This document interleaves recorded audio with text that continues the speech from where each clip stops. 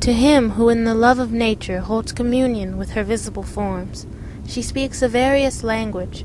For his gayer hours she has a voice of gladness, and a smile and eloquence of beauty, and she glides into his darker musings with a mild and healing sympathy that steals away their sharpness, ere he is aware. When thoughts of the last bitter hour come like a blight over thy spirit, and sad images of the stern agony, and shroud and pall and breathless darkness in the narrow house make thee to shudder and grow sick at heart, go forth under the open sky and list to nature's teachings, while from all around earth and her waters and the depths of air comes a still voice. Yet a few days and thee the all-beholding sun shall see no more, in all his course, nor yet in the cold ground, where thy pale form was laid with many tears, nor in the embrace of ocean shall exist thy image.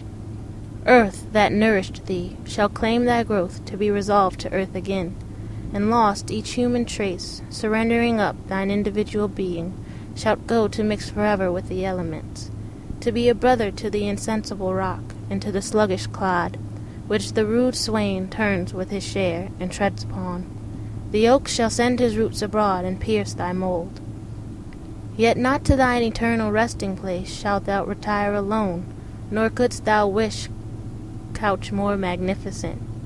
Thou shalt lie down with patriarchs of the infant world, with kings, the powerful of the earth, the wise, the good, fair forms, and hoary seers of ages past, all in one mighty sepulchre. The hills, rock-ribbed and ancient as the sun, the vales stretching in pensive quietness between the venerable woods, rivers that move in majesty, and the complaining brooks that make the meadows green, and poured round all old ocean's gray and melancholy waste, are but the solemn decorations of the great tomb of man. The golden sun, the planets, all the infinite host of heaven, are shining on the sad abodes of death, through the still lapse of ages. All that tread the globe are but a handful to the tribes that slumber in its bosom. Take the wings of morning, pierce the barken wilderness, or lose thyself in the continuous woods where rolls the Oregon, and hears no sound, save his own dashings, yet the dead are there, and millions in those solitudes, since first the flight of years began, have laid them down in their last sleep. The dead reign there alone. So shalt thou rest. And what if thou withdraw in silence from the living, and no friend take note of thy departure? All that breathe will share thy destiny.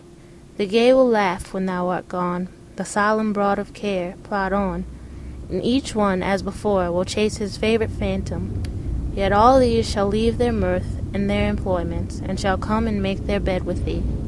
As the long train of ages glide away, the sons of men, the youth in life's green spring, and he who goes in the full strength of years, matron and maid, the speechless babe, and the gray-headed man, shall one by one be gathered to thy side, by those who in turn shall follow them. So live that when thy summons come to join the innumerable caravan which moves to that mysterious realm, where each shall take his chamber in the silent halls of death, thou go not like the quarry slave at night, scourged to his dungeon, but sustained and soothed.